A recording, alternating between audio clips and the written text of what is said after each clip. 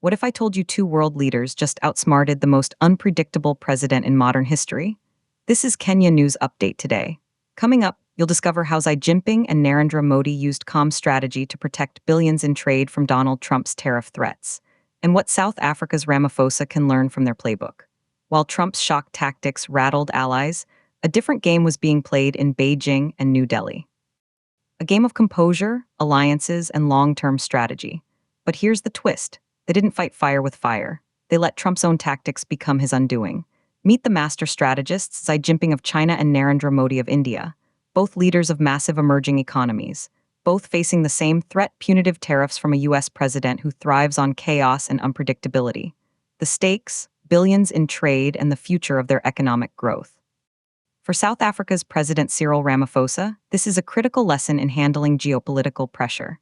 The article suggests he often appears unsettled, projecting caution, but Xi and Modi projected unshakable confidence. Their secret: they refused to be reactive. When Trump threatened tariffs, they didn't flinch. They didn't scream or retaliate immediately. They stayed composed and deliberate. They knew they were dealing with a leader who loves to project cleverness, so they played a longer game. A game of positioning their economies for resilience. And in effect, they pulled the carpet from under his feet. But here's what nobody's talking about. Modi's approach was particularly subtle and brilliant. He quietly sought new partners. He strengthened ties with China and Russia, two major powers also at odds with U.S. policy. And he deepened India's participation in BRICS initiatives designed to bypass the U.S. dollar. This was a direct challenge to Trump's warning that any country abandoning the dollar would face 100% tariffs.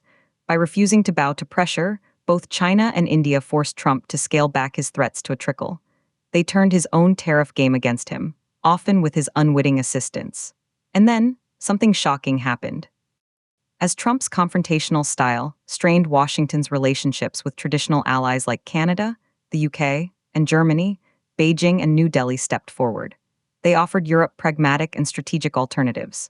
Where Trump projected unpredictability, Xi and Modi projected reliability. They positioned their countries as indispensable partners in trade and diplomacy.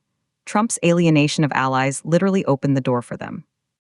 As analyst James Wood noted, countries are reopening lines of communication with Beijing, doing more trade and restarting talks. This isn't a change in belief, he says, it's common sense. The episode highlights a seismic shift in global leadership styles. In one corner, the unpredictable deal by shock Trump administration. In the other, the calm, strategic long-game players from the East. For Kenya and Africa, watching from the sidelines, the implications are huge. It's a masterclass in economic statecraft. Do you align with the volatile power or build resilient, diversified alliances? Some say Xi and Modi protected their people's interests with brilliant strategy. Others might argue they simply exploited global divisions. But the result is clear: they navigated the turbulence without losing their footing. So, what's the lesson for leaders everywhere? The article argues that leaning on the weight of your domestic market and geopolitical leverage is key. Projecting calm can be more powerful than projecting force. For President Ramaphosa and South Africa, the message is to project confidence, not caution, when facing external economic pressures. But here's the final, unanswered question the article leaves us with. In a world where the old superpower plays by new, chaotic rules, is the future of global leadership found not in confrontation, but in composed, strategic patience? Do you think calm strategy beats unpredictable shock tactics in global politics? Drop your take in the comments. Subscribe to Kenya News Update today for more analysis on the forces shaping our world.